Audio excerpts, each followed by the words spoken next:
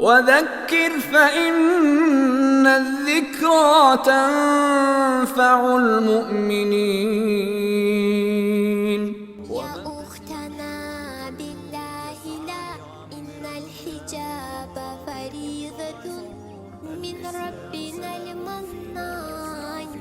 الحمد للہ والصلاة والسلام علی رسول اللہ، اما بعد. احباء الکرام، دین اسلام میں جہاں پہ ستر و حجاب کے تعلق سے براہ راست احکامات دیے گئے ہیں، وہاں پر بہت سارے ایسے احکامات بھی دیے گئے ہیں جو ستر و حجاب کی حفاظت کی خاطر ہیں اور ستر و حجاب کے حکم کو ہی زیادہ تاکیدی بناتے ہیں. مثلا غض بصر کے احکامات، یعنی آنکھوں کو نیچا کر لینا اور نامحرم کی طرف نہ دیکھنا، اس کے احکامات. اللہ تعالیٰ نے فرمایا مردوں کے لیے کہ قُل لِّلْمُؤْمِنِينَ يَغُضُّوا مِنْ أَبْصَارِهِمْ وَيَحْفَظُوا فُرُوجَهُمْ، کہ اہل ایمان مومن مردوں سے کہہ دیں کہ وہ اپنی آنکھوں کو جھکائے رکھیں اور اپنی شرمگاہوں کی حفاظت کریں. اور عورتوں کے تعلق سے فرمایا کہ وَقُلْ لِلْمُؤْمِنَاتِ يَغْضُضْنَ مِنْ أَبْصَارِهِنَّ وَيَحْفَظْنَ فُرُوجَهُنَّ، کہ اے نبی صلی اللہ علیہ وسلم آپ مومن عورتوں سے کہہ دیں کہ وہ اپنی آنکھوں کو جھکائے رکھیں اور اپنی شرمگاہوں کی حفاظت کریں. اسی طرح گھر میں داخلے کے لیے اجازت کو شرط قرار دے دیا گیا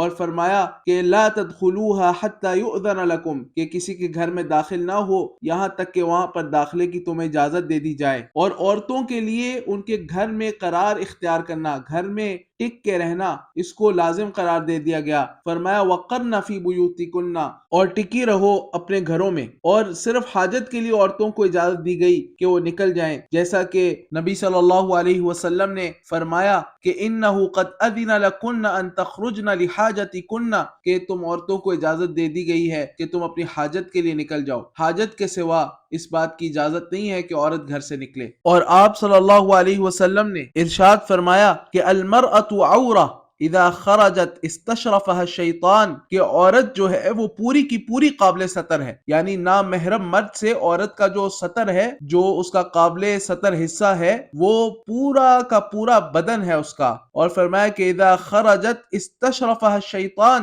اور جب عورت گھر سے نکلتی ہے تو شیطان گردن اٹھا کر اسے دیکھتا ہے تاکہ شیطان اس عورت کو بھی بہکائے اور اس کے ذریعے سے مرد کو بھی بہکائے. اور ان احکامات کے علاوہ بہت سارے اور ایسے احکامات شرعیہ ہیں کہ جن سے مقصود محض عورت کے ستر کی اور اس کے حجاب کی حفاظت کرنا ہے، جس سے بھی جو شریعت کا اصل مقصود ہے وہ عورت کی عزت و عصمت کی حفاظت ہے. وباللہ تعالی التوفیق، وصلی اللہ وسلم علی نبینا محمد وعلی آلہ وصحبہ اجمعین.